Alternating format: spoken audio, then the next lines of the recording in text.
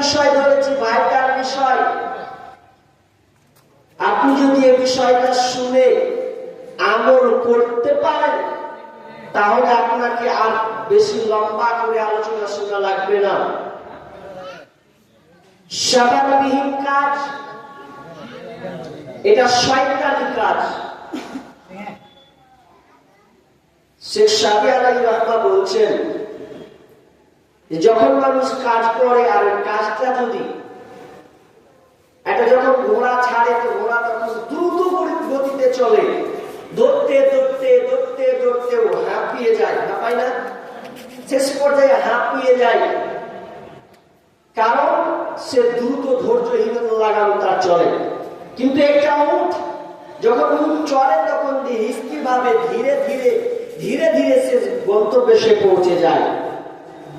তাহলে সালাত কত গুরুত্বপূর্ণ একটা ইবাদত, কত বড় জিনিস।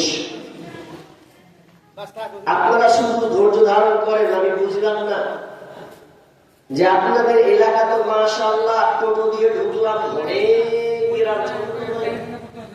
না, আপনাদের পাশে কোনো আবার অন্য ধর্মের লোক আছে নাকি?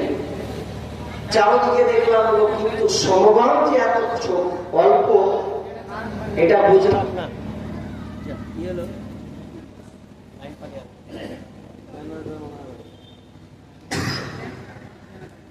এবং আজকের প্রধান আলোচক ভাই ব্রাদার রাহুল, তিনি দেখলাম উপস্থিত হয়ে গেছেন।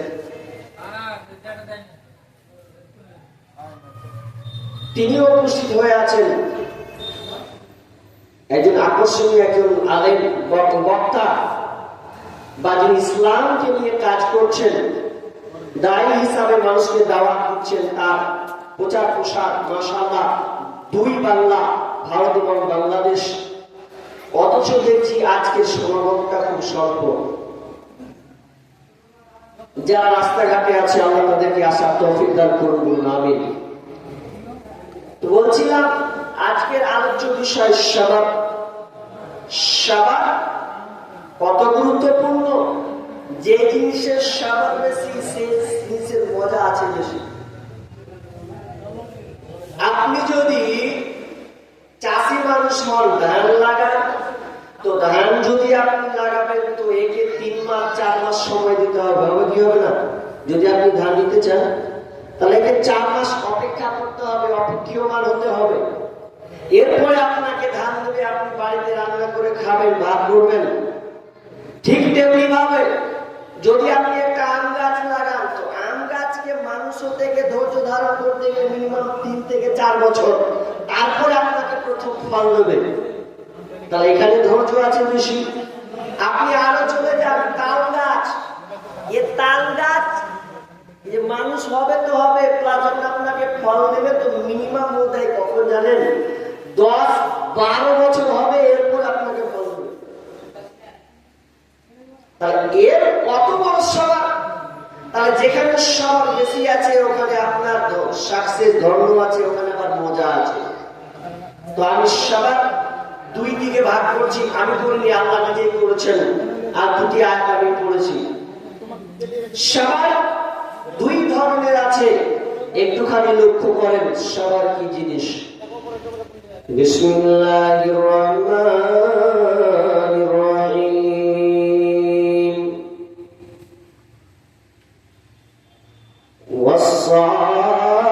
ওয়াস-সাবিরিনা ফিল বাসাই ওয়াদ-দাররাই ওয়া হিনাল বাস। উলাইকা আল্লাযীনা সাদাকু ওয়া উলাইকা হুমুল মুত্তাকুন। এটা একটা সবর। আরেকটা আল্লাহ সবরের কথা ধরেছেন। বিসমিল্লাহির রহমানির রহিম। উলাইকা আল্লাযীনা ইশতারাউ আদ-দালালাতা বিল হুদা ওয়াল আযাবা বিল মাগফিরাতি ফামা আসবারহুম আলান নার। 2টি সবার আল্লাহ রেখেছেন। 2 রকম সবার। সবার কি কি আছে? প্রথমে আমার আল্লাহ বললেন যে প্রথমে আমি যে আয়াতটা পড়েছি, আল্লাহ বলছেন যারা যারা সবর করে দুঃখে কষ্টে জিহাদের মাধ্যমে, যারা সবর করে ধৈর্য ধারণ করে মধ্যে পূর্ণতা আছে, আউলাইকাল্লাযীনা সাদাকু, যারা ধৈর্য এবং আপনার কিনা কষ্টে আপনার কিনা জিহাদে যুদ্ধে গিয়ে যারা সবর ধারণ করে সবর করে, আল্লাহ বলছেন উলাইকাল্লাযীনা সাদাকু, ওই লোকটা হচ্ছে সত্যবাদী, ওয়া উলাইকা হুমুল মুত্তাকুন, এবং তারা হচ্ছে মুত্তাকি। তার মানে আমি বলছি আল্লাহ সুবহানাহু ওয়া তাআলা বলতে চাইলেন যারা সবর করে, তো কেমন সবর? দুঃখে কষ্টের মাধ্যমে যারা পতিত হয়ে থাকে, আর এর মাধ্যমে যারা সবর করে, সবরটা কেমন? নামাজ পড়তে গিয়ে ওকে সবর করতে হয়, আল্লাহকে 5 বার ওকে ডাকতে হবে, আপনার এশায় থাকতে হবে, ফজরে উঠতে হবে, আর আপনার কিনা এই গরমের তাপমাত্রা আপনার 42, 43, 45 ডিগ্রি তাপমাত্রার মধ্যে রমজান মাসে রোজা রাখতে হবে, কিংবা নফল সিয়াম রাখতে হবে, সে রাখলো, কিন্তু এখানে ধৈর্য ধারণ করলো, কষ্ট অনুভব করলো। আল্লাহ বলছেন যারা ধৈর্য ধারণ করেছে ওই লোকটা হচ্ছে সত্যবাদী, আর ওরা হচ্ছে মুত্তাকি।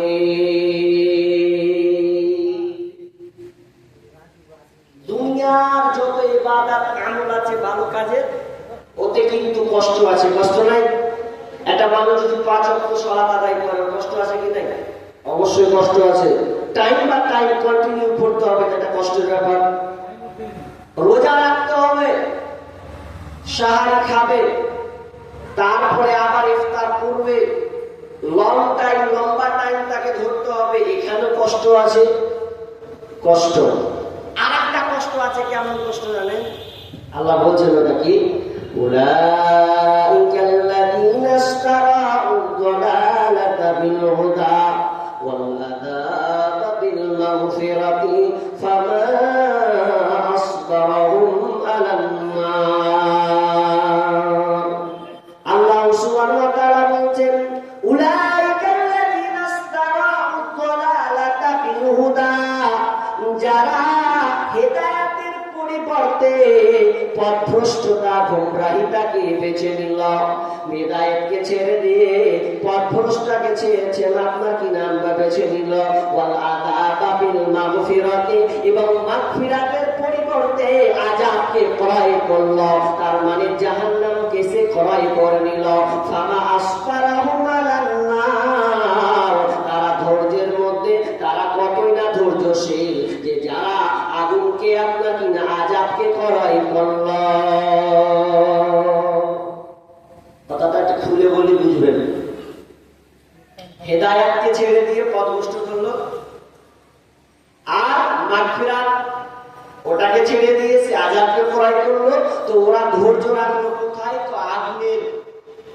কেমন আগুনে ধৈর্য রাখলো গো? হাজি ভাই নামাজ পড়বে না?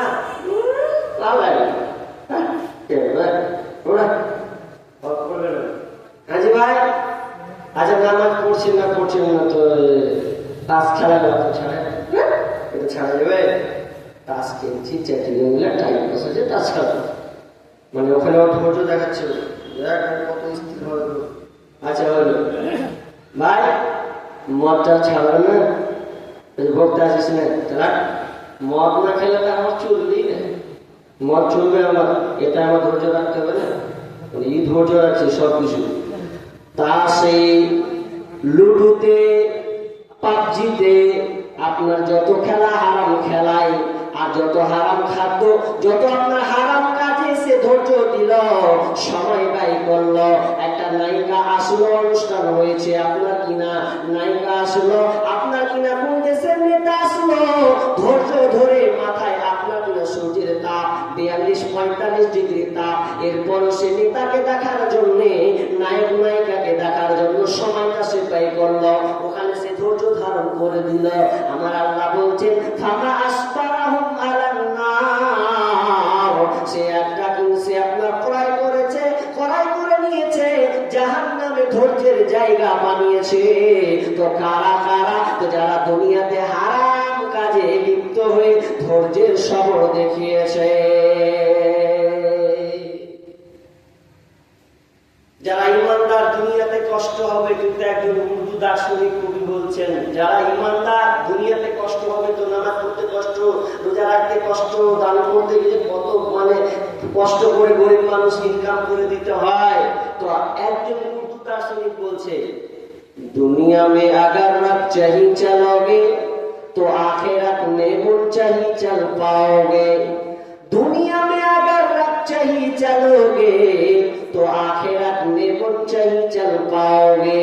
তার মানে উর্দু দার্শনিক বলছেন, একজন কবি বলছেন, যারা দুনিয়াতে রবের অধীনে চলে, রবকে মেনে চলে, এক কথায় কোরআন হাদিসকে মানতে গিয়ে যারা কষ্ট ভোগ করে, যারা ধৈর্য ধারণ করে, কষ্টের সঙ্গে জীবনটাকে চালিয়ে নেয়, আর ওই কবি দার্শনিক বলছেন সে যখন মারা যাবে আখিরাতে সে মন মতন চলবে, কারণ দুনিয়াতে সে রবের মন মতন চলেছিল, আল্লাহর কথাই সে জীবন যাপন করেছে।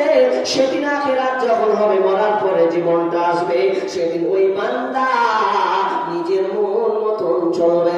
আল্লাহ বলবেন তোর যা মন চাই তাই তুই কর, আমি আল্লাহ তোকে কোনো বিষয়ে বাধা দিব না। এরপরে তিনি ক্ষান্ত নাই, এরপরে বলছেন दुनिया में अगर मन चाहिए चलोगे, दुनिया में अगर मन चाहिए चलोगे तो आखिरत में रब चाहिए चलना पड़ेगा। दुनिया में अगर मन चाहिए चलोगे तो आखिरत में मन चाहिए चलना पड़ेगा। যদি কোনো কেউ আল্লাহর মন মতন না চলে, নিজের মন মতন যদি জীবনটাকে চালায়, 24 ঘন্টা রোজ রোলাসকে যদি নিয়ম আপনার রুটিন করে নাই, নিজের মন মতন করে নাই, কোরআন হাদিস বাদ দিয়ে, শরীয়তকে বাদ দিয়ে যদি নিজের মন মতন চলে, সেদিন আল্লাহ হুকুম করবে আর আপনাকে মানতে হবে। সেদিন আপনি আর নিজের মন মতন করে চলতে পারবেন না। সেদিন রব যা আপনাকে বলবে, রব বলবে যা যা ফামাসবারাহুম আলান্নার, তোদের জায়গাতে জাহান্নামটা রেখেছে, ওইখানে গিয়ে তুই জ্বলতে থাক। সবার ওখানে সবার রাখতে হবে। তাহলে দুইটা সবার বললাম, তাহলে সবার কত গুরুত্বপূর্ণ জিনিস। এবার চলেন আমি আয়াতের দিকে ঢুকে যাব, সময় টাইম কম, কানেকশনের ব্যাপার আছে, আমি ধরে ধরি।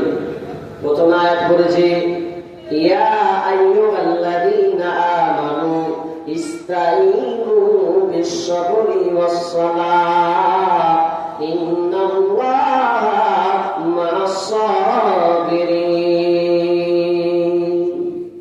আল্লাহ সুবহানাহু ওয়া তাআলা বলেন, হে ঈমানদারেরা, ইয়া আইয়ুহাল্লাযীনা আমানু, যারা ঈমান এনেছো, ইসতাঈনু, আমার কাছে যাও, ইসতাঈনু বিস-সাবরি ওয়াস-সালাহ, সবর এবং সালাতের মাধ্যমে তুমি আমার কাছে যাও, ইন্নাল্লাহা মা'আস-সাবিরিন, নিশ্চয় আল্লাহ ধৈর্যশীলদের মধ্যে রয়েছে। নামাজ পড়বেন ধৈর্যের সঙ্গে। এখানে কয়েকটি কথা বলবো, গুরুত্বপূর্ণ কথা, আপনাকে মনোযোগ দিয়ে শোনা লাগবে যারা নামাজি। ভালো করে কি ব্যাপার, ঠিক